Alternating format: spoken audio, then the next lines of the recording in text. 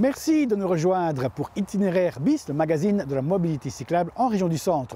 Nous sommes à Manage, à proximité du centre culturel du Scaillemont, et nous allons vous montrer un nouvel investissement de la Wallonie, à savoir la ligne 113. Notre invité, exceptionnel, on peut le dire, sera François Decken, le ministre wallon de la mobilité en région wallonne. En sa compagnie, nous verrons si oui ou non, on va continuer à investir de l'argent public pour favoriser la mobilité cyclable au quotidien. Alors, est-ce que oui ou non, ça roule en région du Centre? C'est parti!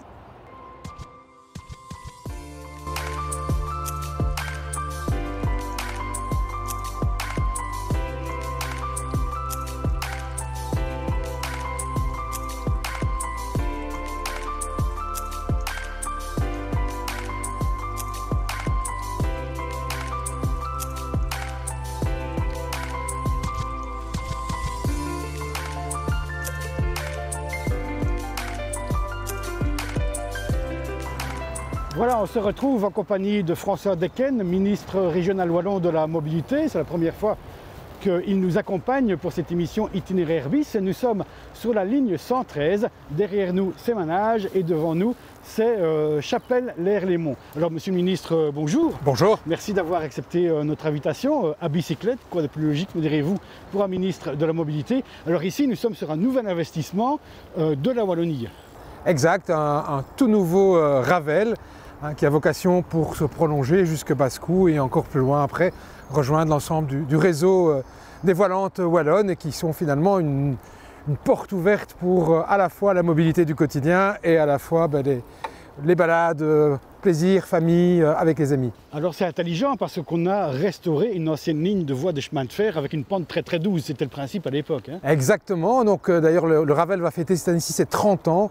Une idée qui avait été portée à l'époque par Michel Lebrun d'utiliser finalement les anciennes voies de chemin de fer, celles qui étaient arrêtées, mises à l'abandon, et de ne pas laisser partir ce patrimoine et de l'utiliser pour la mobilité douce, les piétons, les vélos et encore les cavaliers dans un certain nombre de cas. Cet investissement avait été décidé lors de la précédente législature, notamment par votre prédécesseur, le ministre écolo. Maintenant, vous êtes ministre de la mobilité. Une question que l'on se pose, la Wallonie va-t-elle continuer à investir dans la mobilité cyclable après 2025? Parce que là, on est en train de consommer les budgets de 2025. Et donc ça fait 15 ans que la Wallonie a défini une stratégie, une volonté de finalement transformer nos modes de déplacement et faire en sorte qu'on fasse davantage de déplacements à pied, à vélo, en bus ou en train. Et donc évidemment le développement d'infrastructures pour les vélos, parce que c'est la principale difficulté, ce qui finalement rend plus difficile l'usage du vélo, c'est la sécurité. Et donc investir dans des infrastructures propre, sécurisé pour le vélo, c'est un élément qui est fondamental et le Ravel est un des outils pour ça. Et donc il est bien question de continuer cette politique qui est une politique de long terme de la Wallonie, d'investir massivement dans le vélo. Je pense que c'est un mode de transport de demain. C'est bien. Donc, va-t-on continuer le maillage? Parce qu'ici, le Ravel s'arrête à Chapelle-l'Air-les-Monts. Le problème, c'est qu'il faut rejoindre aussi le Ravel via des pistes cyclables suggérées ou sécurisées. Parfois, on a l'impression que dans les communes, on fait des investissements cyclables là où on a la place. Est-ce que ça va être la priorité, la mobilité cyclable? Parfois au détriment de l'automobile ou d'autres modes de transport. Je pense qu'il ne faut pas opposer les uns ou les autres, mais c'est vrai que si on veut faire des endroits sécurisés pour les vélos, il faut leur faire de la place. Et donc les Ravels, qui sont les anciennes lignes de chemin de fer, les éléments le long des canaux, etc., chemin de halage, c'est aussi une solution, mais ça ne peut pas suffire. Et donc il faut faire effectivement de la place dans les villes, et particulièrement dans les traversées de villes. Mon souhait aujourd'hui, c'est qu'on se concentre sur les déplacements du quotidien. Et les déplacements du quotidien, c'est surtout les nœuds dans les cœurs de ville, en approche des villes, c'est l'amélioration et la connexion de l'ensemble des pistes cyclables sécurisées, dont les Ravels. Et puis après, les cyclostrades, c'est plutôt préparer le futur dans 10-20 ans où voilà, on va devoir changer notre façon de nous déplacer. Les speedelecs, les vélos électriques font partie des éléments de solution qui vont révolutionner la mobilité dans les 10 ou 20 prochaines années. Donc la mobilité cyclable au quotidien, monsieur le ministre, vous y croyez? Oui, et c'est d'ailleurs la raison pour laquelle j'ai défendu un budget élevé pour les infrastructures vélo et la politique cyclable en global en Wallonie, puisque cette année-ci, c'est 85 millions d'euros qui sont consacrés, de l'argent réel, pour améliorer les infrastructures pour les vélos ou la politique cyclable en général. Voilà, ici nous traversons la rue Rie de Brabant, c'est la seule rue qui fait un croisement avec cette nouvelle ligne 113. Alors, on découvre évidemment la région du centre différemment, parce que c'est un sous le soleil.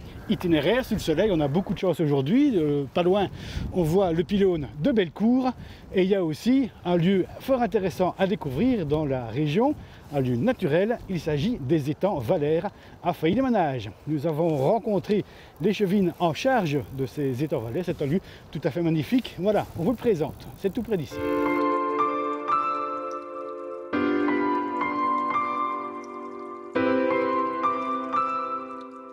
Voilà, je me retrouve en compagnie d'Emerance Le E, échevine de la mobilité et aussi échevine de l'environnement à Manages. Bonjour. Bonjour. Merci d'avoir accepté notre invitation. Nous sommes ici dans un endroit magnifique, c'est le site des étangs Valère à Manages. Le Ravel de la ligne 113 passe tout près d'ici. Alors c'est quoi ce site? Alors c'est ce qu'on peut qualifier du poumon vert de Manages. Donc il y a effectivement les étangs Valère sur plus ou moins 10 hectares, mais qui bordent aussi le bois de Scailmont, dans lequel on va retrouver des biotopes très diversifiés. On va retrouver des ruisseaux, on va retrouver des marécages et du lagunage. Donc c'est un site pour les Manageois qui est exceptionnel. C'est une propriété communale. Oui, les étangs Valère sont une propriété communale depuis la fin des années 60. Forcément, en tant qu'échevine de l'environnement, vous avez la responsabilité d'entretenir ce site. Il y a un biotope naturel fort intéressant. Oui, donc tout à fait, il y a un entretien régulier qui est fait. Donc ce qu'il faut savoir aussi, c'est qu'au niveau des étangs Valère et du bois de Scailmont, c'est traversé par un parcours Vita qui est accessible aux PMR sur plus de 2 km, mais également aux familles, aux joggers.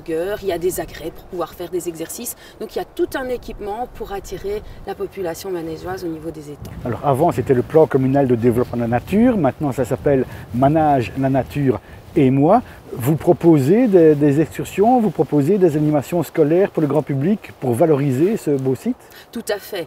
Donc Manage la nature et moi comporte une 50aine de bénévoles et une de nos missions effectivement c'est de faire découvrir la nature manageoise. D'ailleurs pour preuve ce week-end-ci il y a eu ici sur le site une balade au fil de l'eau qui a accueilli une vingtaine de Manageois et on a découvert les différents biotopes aquatiques du site. Ça profite aussi au milieu scolaire? Tout à fait. Alors il faut savoir que depuis 4-5 ans, on a des classes nature. Donc tous les élèves du primaire, 5e et 6e primaire des écoles communales de Manages viennent passer une journée sur le site pour découvrir le site et pour également faire des activités, découvrir les macro-invertébrés, découvrir la faune de l'étang. Vous avez d'autres projets au niveau de Manage la nature et moi? Ah, évidemment qu'on a d'autres projets qui sont liés à l'étang. Je pense qu'une des priorités de ces prochaines années, ce sera de pouvoir entretenir les étangs pour garder justement et garantir la qualité biologique de l'étang. Un message qu'on peut faire passer à ceux et celles qui nous regardent, respecter ce beau lieu, respecter l'environnement évidemment. Mais oui, en fait c'est un lieu qui est de plus en plus fréquenté par les Manageois. Ça, nous nous en réjouissons puisque c'est le but, mais je pense aussi que si nous voulons que ce lieu garde sa beauté, il faut aussi le respecter, respecter la nature qui nous entoure et respecter aussi les infrastructures que nous mettons à la disposition de nos citoyens. Le lieu est connu des Manageois ou du public de la région du centre, alors ça reste une pépite à découvrir. Alors moi je dirais que c'est de plus en plus connu, mais pas encore assez. Il y a certains Manageois qui habitent à 2 km à vol d'oiseau qui n'ont pas du tout connaissance du lieu. Et puis quand ils le découvrent, ils sont vraiment positivement surpris par la beauté et le fait que c'est calme. Donc effectivement, c'est une petite pépite à découvrir.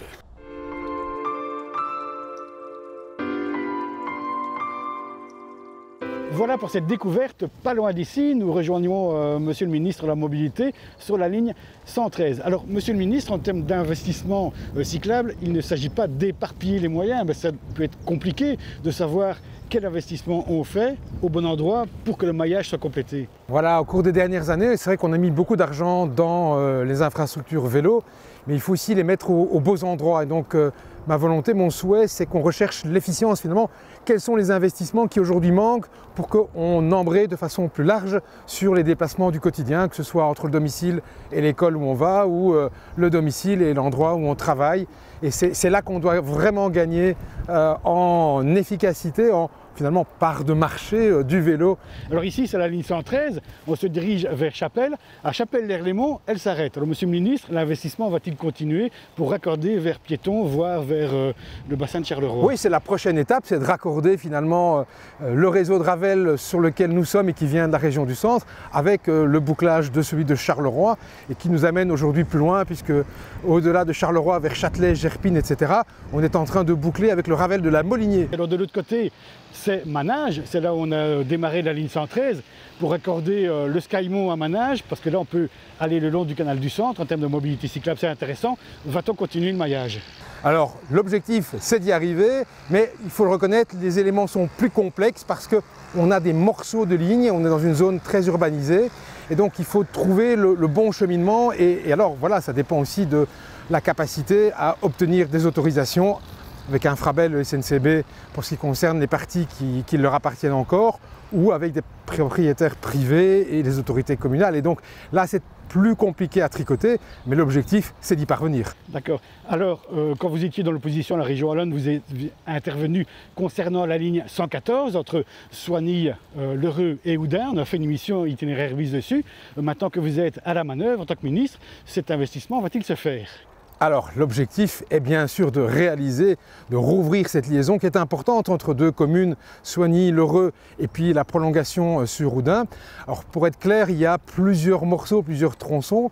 Le premier tronçon c'est sur le territoire de la ville de La Louvière et il est mis en œuvre aujourd'hui par la commune avec des subsides de la région wallonne.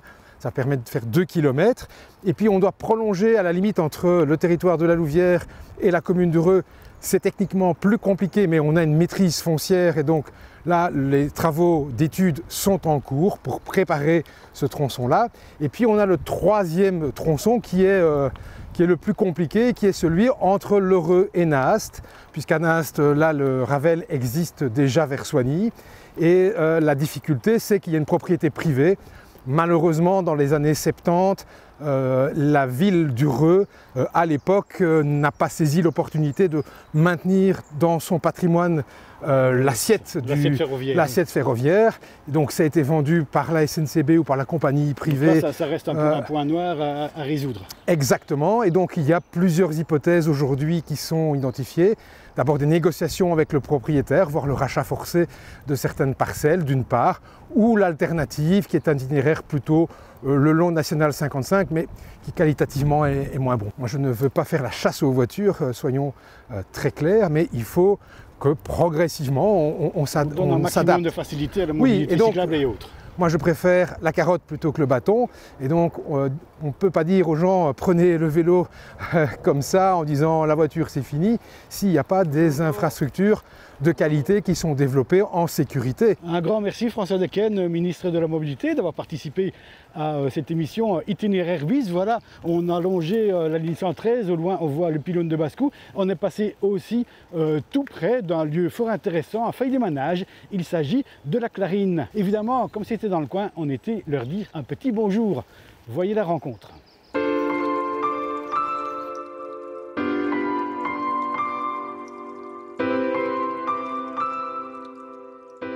Alors ici, vous êtes effectivement sur le site de la Clarine.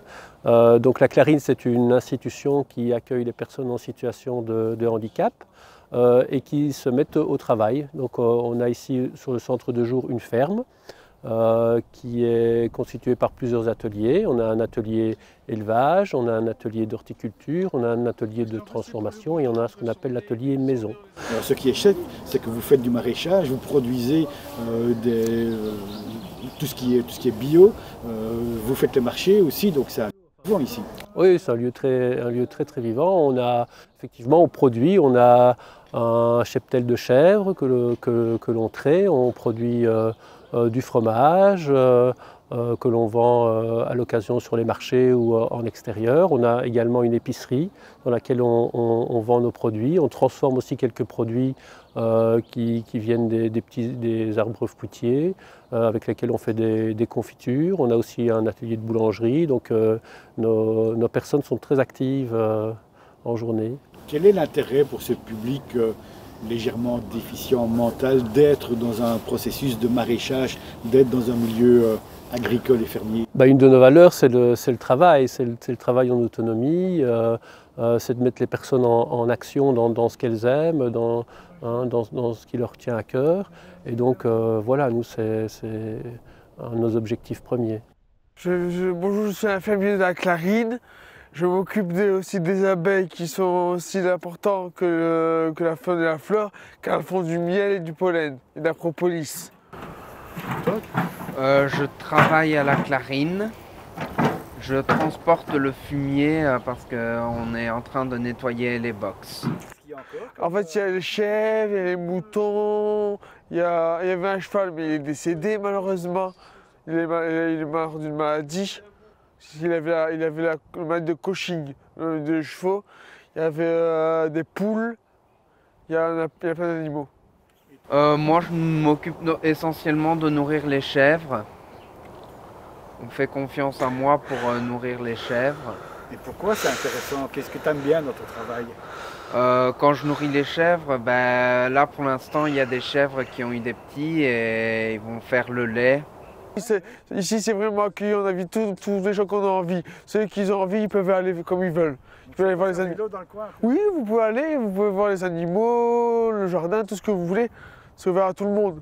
Alors la commune de Manage, c'est notre partenaire privilégié, hein, donc on organise avec elle par exemple tout ce qui est nettoyage des sentiers. Ça, c'est nous qui prenons en charge les sentiers aux alentours ici du centre de jour avec les ânes, hein, et ce sont nos personnes qui nettoient les sentiers. Et notamment aussi Été solidaire, où là c'est un vrai partenariat aussi, où il y a des jeunes, où les jeunes viennent travailler ici, et puis nous on va aussi un peu en extérieur sur la commune. Oui, la commune est un partenaire privilégié. Alors il y a le tout nouveau Ravel de la ligne 113 qui passe à proximité, hein, le long du bois du Scailmont. On est en train de l'explorer. On peut faire un crochet pour venir vous dire bonjour en passant par les rues d'en bas? Bien évidemment, nous sommes un site ouvert. Une de nos valeurs, c'est l'accueil, et donc on est toujours très heureux quand on a un public extérieur qui vient nous saluer. Nos personnes d'ailleurs se font une joie de leur faire visiter le lieu, quoi.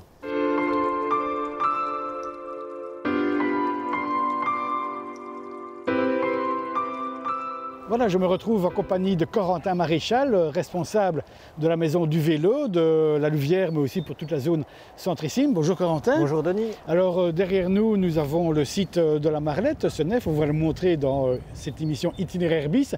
Nous nous dirigeons vers la nouvelle ligne 113 vers Manage. Alors ici, c'est un nouvel investissement. On a entendu le ministre de la Mobilité dire qu'on allait continuer cet investissement en termes de mobilité cyclable. Vous y croyez? C'est vraiment intéressant? En tout cas, c'est une bonne nouvelle. C'est encourageant pour l'avenir, c'est essentiel aussi qu'on puisse créer des nouveaux aménagements pour offrir des infrastructures de meilleure qualité et surtout plus sécurisées. C'est vraiment ça l'enjeu, parce que maintenant on prend son vélo pour se promener, ce sont vraiment des coins intéressants, mais les vélotaffeurs, c'est pas encore ça. Alors c'est aussi un deuxième enjeu. Donc le premier enjeu, ici on a au niveau touristique, c'est qu'on puisse élargir le public en ayant des aménagements sécurisés et qui peuvent convenir aux familles. Et alors dans un deuxième temps, la mobilité quotidienne. Et là, il y a encore beaucoup de travail à faire pour rejoindre les centres-villes dans la région. Alors Corentin, rappelez-nous quels sont les objectifs de la Maison du Vélo? Alors les objectifs de la Maison du Vélo sont multiples.